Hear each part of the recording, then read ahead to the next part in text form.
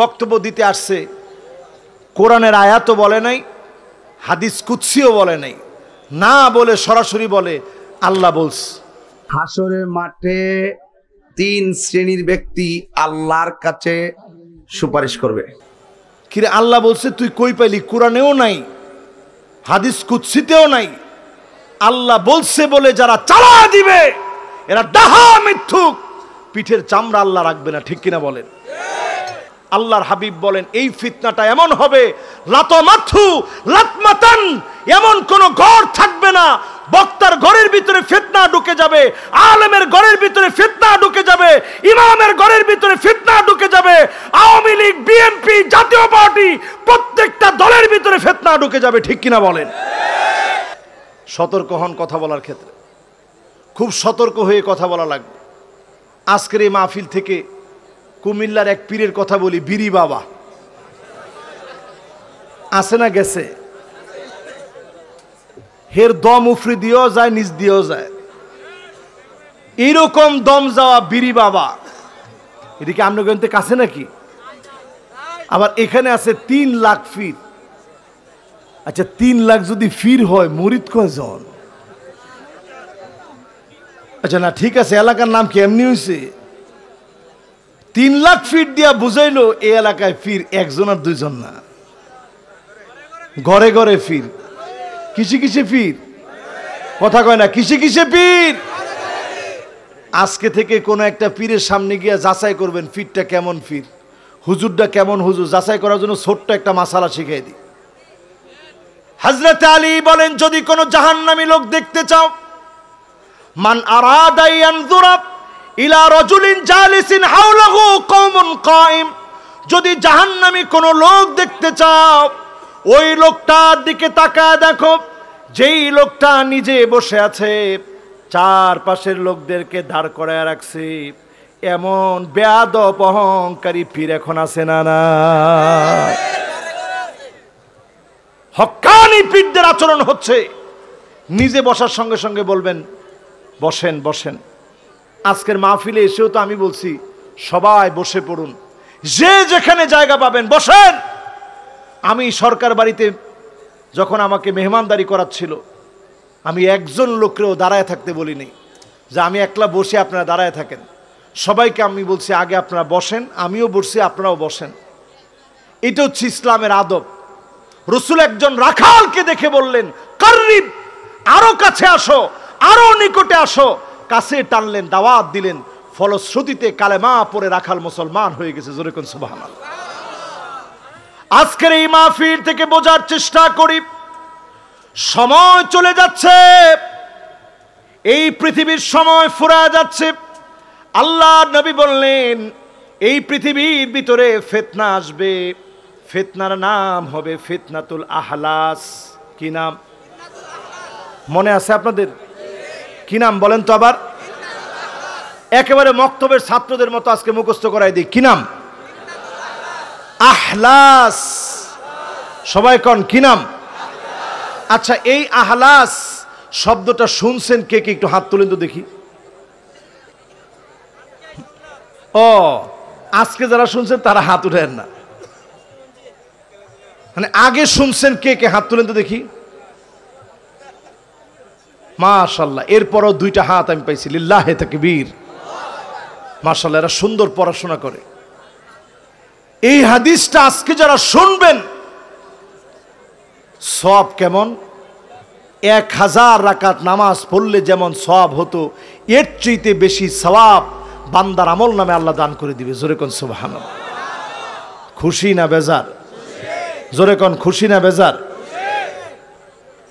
ফিতনাতুল আহলাস এমন এক ফিতনা হবে, সাহাবায়ে কেরাম এই শব্দ জীবনে কোনোদিন শুনেন নাই।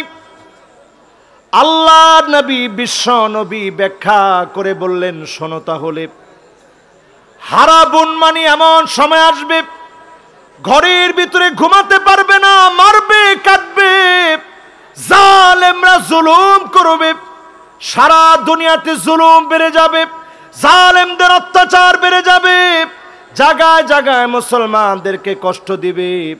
এখন সারা পৃথিবীর ভিতরে এমন জালেম পৃথিবীর ভিতরে আছে না? না, জালেম পৃথিবী ব্যাপী ভরা, মাজলুম রে ঘুমাইতে দেয় না। 2 নম্বরে নবীজি ব্যাখ্যা করলেন, হারবন, লড়াই হবে এই পৃথিবীর ভিতরে, মুসলমানদের উপর আক্রমণ হবে। আল্লাহর নবী অন্য হাদিসের ভিতরে 2টা শব্দে ব্যাখ্যা করলেন, তারমি বিন্যাস, কালো কালো পাথর দিয়ে মুসলমানের দিকে নিক্ষেপ করা হবে, বৃষ্টির মতো মুসলমানদেরকে শহীদ করা হবে। আজ তাকা দেখেন, গুলি করে করে মুসলমানদের বুকগুলা জাজরা করে দিচ্ছে, ফুটন্ত গোলাপের মতো শিশু বাচ্চাগুলাকে শহীদ করে দিচ্ছে। পরিষ্কারভাবে বোঝা যাচ্ছে, এই আলামতগুলা বলে দিচ্ছে এই সময়টা ফিতনার সময়, এই সময়টা ভয়াবহ সময়। আল্লাহর হাবিব বললেন, তারমি বিররাদ, আগুন লেগে যাবে, বিল্ডিং গুলো বিধ্বস্ত হয়ে যাবে, প্রাচীরগুলা মাটির সঙ্গে মিশে যাবে। আজ ফিলিস্তিনের দিকে তাকায় দেখেন, 1টা 2টা বাড়ি না, বিগত এই যুদ্ধের সময়ে অসংখ্য বাড়ি ঘরগুলা জমিনের সঙ্গে মিশায় দিয়েছে, ঠিক কিনা বলেন? এরপরে আল্লাহর হাবিব বললেন, শোনো, ফিতনাতুস সাররা,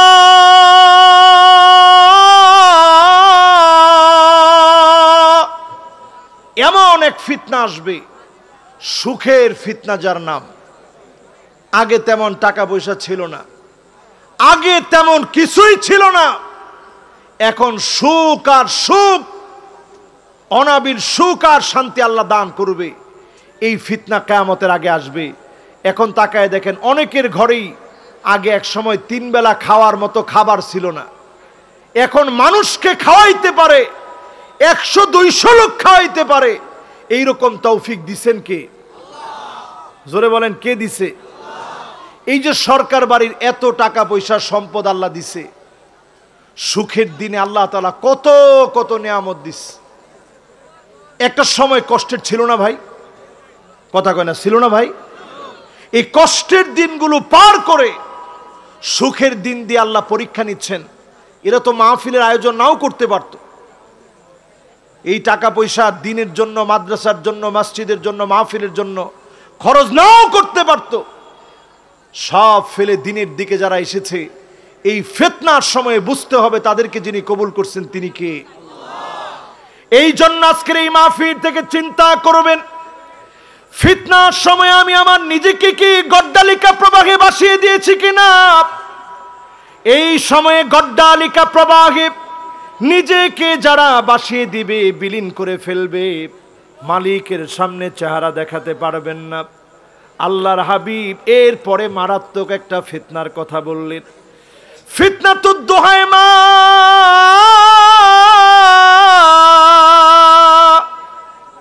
এমন এক ভয়াবহ ফিতনা।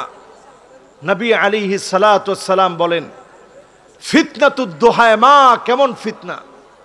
গাঢ় কালো অন্ধকার এক ফিতনা।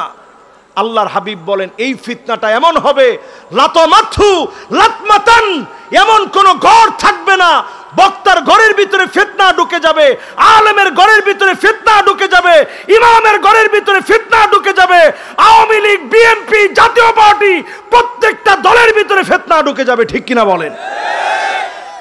আমি বুঝাইতে পারি না এখনো, সব জায়গায় ফিতনা ঢুকে যাবে। এই যে একটা মোবাইল আসছে, এই মোবাইল বক্তার ঘরে এখন আছে না নাই? ইমামের ঘরে আছে না নাই? মুয়াজ্জিন সাহেবের ঘরে আছে না নাই? আওয়ামী লীগ, বিএনপি, জাতীয় পার্টি, জামাত ইসলাম, চরমনায় সহ যে যা বলেন, কিছু ব্যতিক্রম মানুষ ছাড়া সবার ঘরে ঘরে এটা আছে না নাই? চালাইতে গিয়ে আপনি দেখবেন ঘন্টার পর ঘন্টা চলে যাচ্ছে। এই যে মিউজিক গুলো আপনি শুনছেন, 6 ঘন্টার উপরে মোবাইল চালায়। এই রকম যুবকের সংখ্যা হাজার না, লাখ না, কোটি কোটি যুবক 6 ঘন্টার উপরে এখন মোবাইল চালায়, ঠিক কিনা বলে? এটা পরিসংখ্যান বলতেছে, এটা আমার হুজুরের কথা না, পরিসংখ্যান বলছে 6 ঘন্টার উপরে শুধু মানুষ এখন মোবাইল চালায়। ফিতনাতুদ দোহায় মা মারাত্মকভাবে দুনিয়ার মধ্যে 4 দিক থেকে ঘেরাও করে ফেলবে। লাতা মাথু লাতমাতান, সারা দুনিয়াকে এই ফিতনা সারা দুনিয়াকে থাপ্পড় মারবে। লাতামা মানে থাপ্পড় মারা, আঘাত করা। দুনিয়ার প্রত্যেকটা ঘরে ঘরে রন্ধ্রে রন্ধ্রে আঘাত করবে। মানুষ মনে করবে ফিতনা চলে গেছে, মোটেও এই ফিতনা চলে যাবে না। দিন দিন বাড়বে। এখন ক্রমান্বয়ে বাড়তেছে না কমতেছে? সবাই বলেন বাড়তেছে না কমতেছে?